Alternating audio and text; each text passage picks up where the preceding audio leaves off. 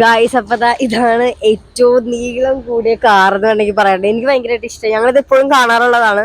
അപ്പൊ പെട്രോൾ പമ്പിന് മുമ്പിൽ ഞങ്ങൾ ഇതിങ്ങനെ കണ്ടപ്പോൾ ഞങ്ങളിത് എടുക്കാതെ കരുതി. അപ്പൊ ഇത് പാന്തർ മോഡലാണ്, കാഡിലാക്ക് എന്നൊക്കെയാണ്.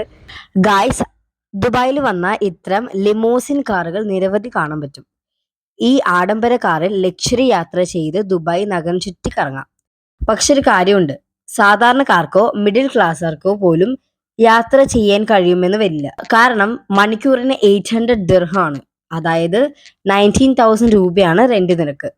അപ്പൊ ഇതിന് പെർ അവർ 800 ദിർഹാണ്, അതായത് ഇന്ത്യൻ മണി ഒരു 18,400 അത്രയും വരും കേട്ടോ. ഭയങ്കര റേറ്റ് ആണ്.